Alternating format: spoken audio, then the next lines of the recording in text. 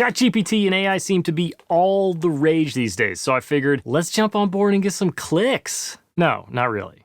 Yes, really. No, but seriously, I decided that if I can sit down and chat with a human for an hour on a podcast, then what's stopping me from asking our new AI friend ChatGPT for some tips on how to make it in the music industry? What's going on, y'all? It's Travis Ference from Progression Success in the Music Industry podcast. So this is a video I've wanted to make for a few weeks, and I finally got a chance to sit down and knock it out, and I'm super excited to share it with y'all. So I'm filming this intro after the fact, so I can tell you that I am disturbed by the overlap between the things that I promote in my podcast and the things that the AI thought were important to share about finding success in the music industry. B, I am also pleased to report that I managed to trick it into basically giving the same answer to two different questions. So it is not sentient, and Terminator 2 Judgment Day is not yet upon us, so that's a plus. And C, I'm not gonna lie, it is pretty impressive to interact with, and that's just from the rudimentary questions that I threw at it. So I'm definitely taking the side of the people out there that are predicting learning to use AI as a tool to speed up your workflow and productivity and systems is gonna be the way of the future as this technology furthers. Finally, stick around for a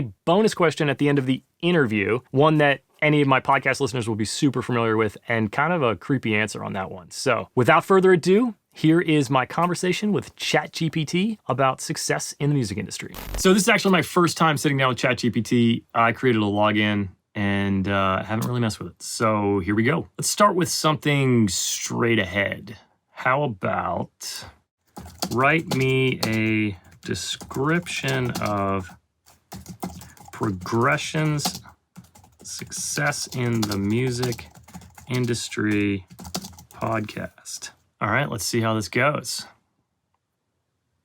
Progression's Success in the Music Industry is a podcast that explores the journey of successful musicians, industry executives, and entrepreneurs in the music world. Each episode features in-depth conversations with guests who share their stories of struggle, perseverance, and ultimate success. Listeners get a behind-the-scenes look at the ups and downs of the music industry, as well as valuable insights and advice on how to break into the business and succeed. Whether you're a seasoned veteran or just starting out, Progressions is an essential listen for anyone interested in pursuing a career in music. With engaging interviews and thought-provoking discussions, this podcast is a must-have for anyone looking to make their mark in the music industry. Okay, that's pretty good.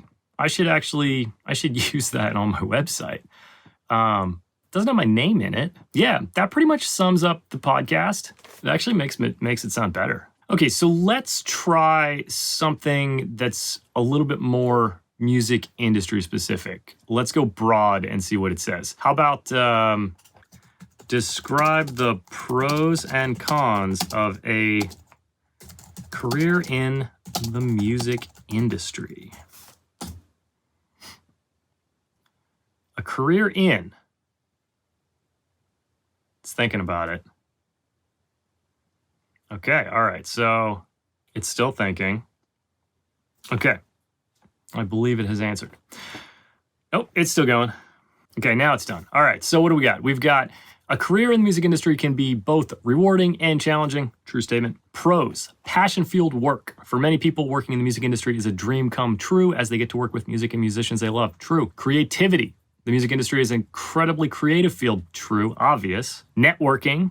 The music industry is a tight-knit community, and building relationships with other professionals in the field can lead to future opportunities. I don't know if that's a pro. That's more like a trait of, I guess. Potential for financial success. Potential should be bolded and capitalized in this one. But for those who achieve success in the music industry, the financial rewards can be significant. True. All right, so the cons. High competition. The music industry is highly competitive, and breaking into the business can be difficult.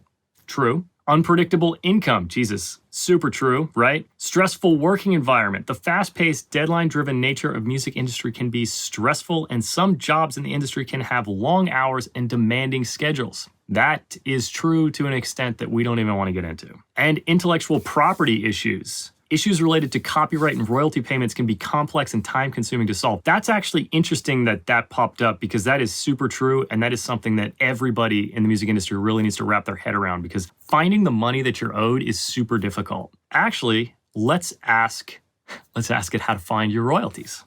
Describe how to get paid royalties in the music business. All right. All right, let's see what we've got. Royalties are payments made to songwriters, composers, and artists for the use of their musical works in the music business. Captain Obvious here, but it's still thinking. All right, here we go.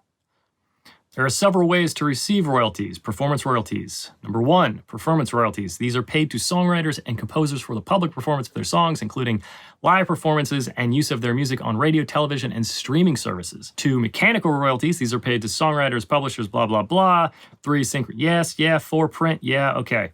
So here's the root of the answer. Oh, it's still going, okay. To receive royalties, songwriters and artists must first register work with a performing rights organization, which is a true statement, or with similar organizations in other countries, also true statement. Then the PRO collects and distributes royalties on behalf of their members, true statement. It's also important to have a solid understanding of the contracts and agreements you sign. I've brought this up in the podcast so many times. The most important part of a deal that you sign is the part. And let's see, it says working with a knowledgeable music industry professional, such as an attorney or manager, can help ensure you receive the maximum amount of royalties. Keep in mind, the royalty process can be complex and it can take time to receive your payments. However, with the right approach and right resources, it's possible to receive fair compensation.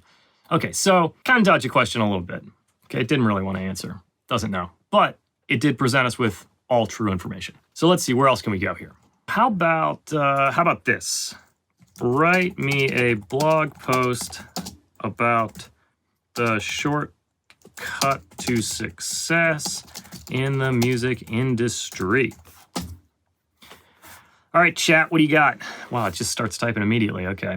The music industry is a highly competitive field, and many aspiring musicians and industry professionals dream of finding a shortcut to success. While there is no guaranteed road to success, there are certain steps that can increase your chances of breaking into the industry and making your mark. Let's see if these are decent. Network, network, network. That's actually disturbing. It kind of wrote it like a human there. I'm going to let it finish.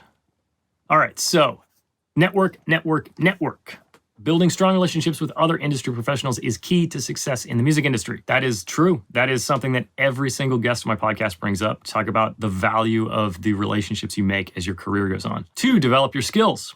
Whether you're a musician, producer, or industry executive, it's essential to continually improve your skills and stay current with industry trends. Attend workshops, take classes, and invest in your education to stay ahead of the competition. This is also super important and something else I bring up on the podcast all the time. You have to be a lifelong learner in this industry, and if you're not, you're just going to get left behind, even if you're super talented. And 3, be persistent. Success in the music industry often requires persistence and hard work. Something else brought up on the show all the time. Number 4, be original. With so much competition in the music industry, it's important to stand out and be original. Find your unique sound and style and be confident in your artistic vision. Also, something that comes up in the podcast all the time, I kind of always call it like your authentic self. And if you put your authentic self out there, then people will relate to that and connect. And number 5, stay organized. The music industry can be chaotic and fast-paced, so it's important to stay organized and keep track of your progress. Use tools like calendars, task lists, and project management software to stay on top of your work and make the most of your opportunities. This is something that I firmly believe in.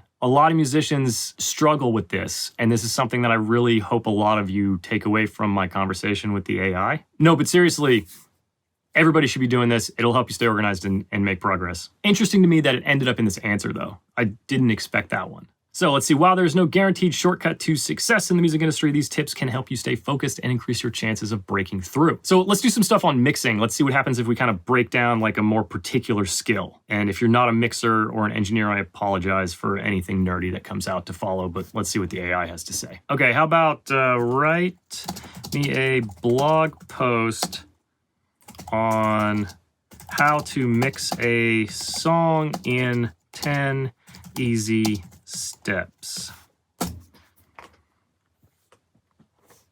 All right, mixing a song can seem like an intimidating task, but with the right approach and the right tools, anyone can create a professional sounding mix, including the AI. Here are 10 easy steps to help you mix your next song. 1, clean up your tracks. Start by removing any unwanted noise from your tracks, such as clicks, pops, or background noise. This is the first thing I do when I get files. 2, set levels. Make sure that each track in your session is at a consistent level so that you have a good starting point for your mix. I guess it'd be kind of a gain staging thing, also something that a lot of engineers do. 3, Balance the mix. Start by balancing the levels of the different elements of your mix, such as the drums, bass, guitar, and vocals.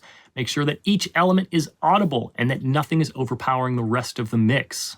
Fairly true, pretty general. 4, add equalization, EQ.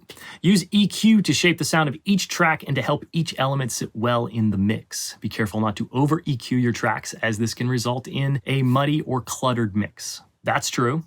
A lot of people out there fall victim to over EQing. 5, compression. Compression can help control the dynamic range of each track, making the quiet parts louder and the louder parts quieter. This will help create a more balanced mix.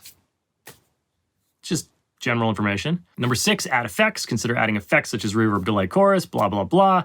7, automation. Use automation to make subtle changes to the levels and the effects of different tracks throughout the song. This can help create movement and interest in your mix, probably one of the most important parts of doing a mix. 8, panning. I would have put panning like way up, maybe 3, you know?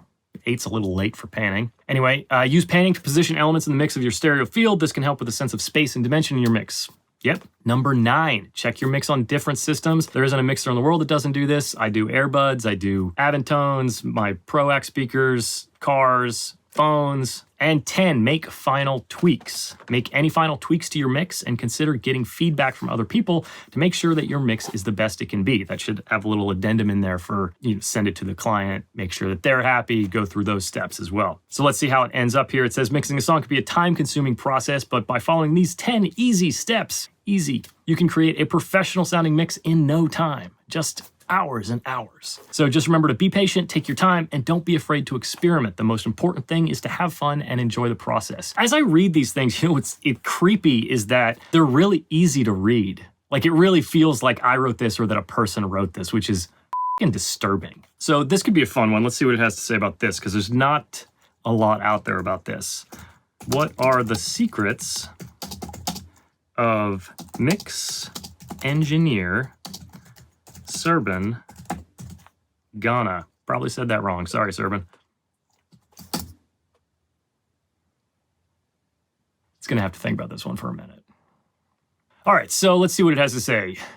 Serban is a highly respected mix engineer in the music industry, known for his work on a wide range of popular songs and albums. While there is no one-size-fits-all answer to the secrets of Serban's success, here are some things that many industry professionals and fans consider key to his success. 1, attention to detail. Serban is known for his meticulous attention to detail. Number 2, technical skills. Serban is a skilled technical engineer. These are super broad and very obvious. 3, creativity, collaboration, and I'm not even going to read these because it's just not really that great. But something that is interesting is that at the end here, it's kind of reciting what it said before. It says, while there is no guaranteed formula for success in the music industry, these tips may provide some insight into the qualities and skills that have helped Serban achieve his success. I will be honest and say that I cheated a little bit, and I tried to do this with Notion's AI.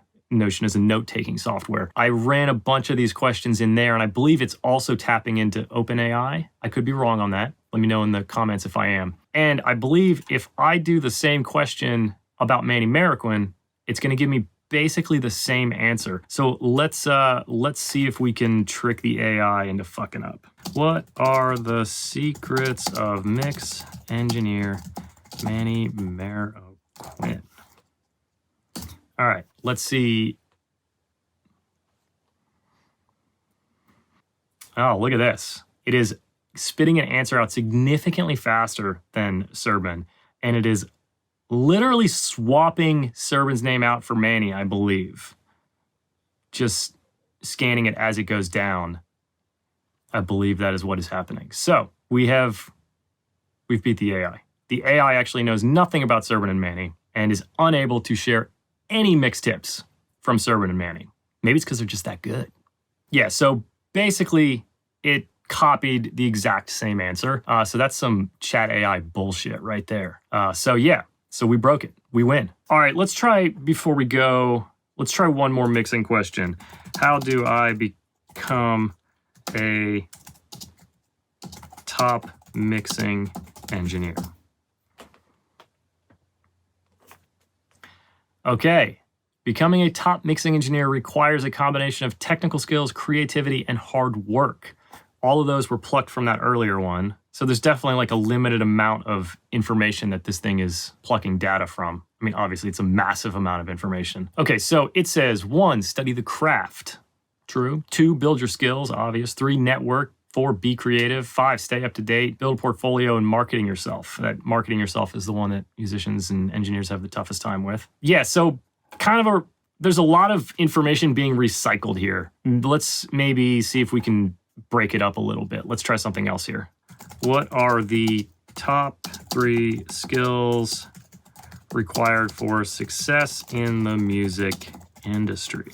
It's definitely much snappier. It must have just had coffee. Okay, so success in the music industry requires a combination of many different skills, but here are the top 3 skills that are often considered essential. 1, creativity. The music industry values originality and creativity, and the ability to bring new ideas and unique perspectives to your work is key to success. 2, business acumen. The music industry is a highly competitive and rapidly evolving business. That is very true, and having a solid understanding of the industry as well as strong business skills can help you succeed. That's a big one. I mean, I think it's important for everybody, and props to the AI for including it. Musicians love to forget about business and get disorganized. And then finally, number 3, networking. Building strong relationships and networking with other industry professionals is essential for success in the music industry. Networking allows you to make valuable connections, exchange ideas and information, and collaborate on projects. That has come up in a couple of your answers today, Mr. ChatGPT. I just wanted to let you know that you are repeating yourself quite a bit. Okay, so let's do this one will be fun. How about write me a social media post promoting my YouTube video about chatting music with ChatGPT. If this is good, I will definitely make this post.